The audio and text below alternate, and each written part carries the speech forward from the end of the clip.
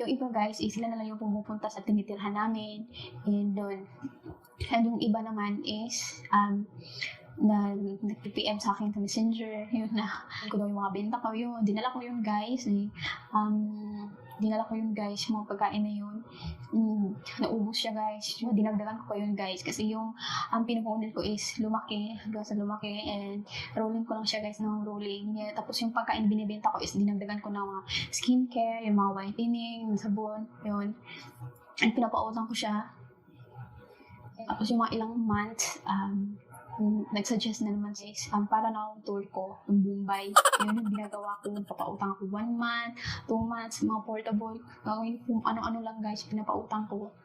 Yun, syempre may down payment yun, and binabayaran weekly yun, and hanggang sa gumawa rin ako ng mga snacks, yun.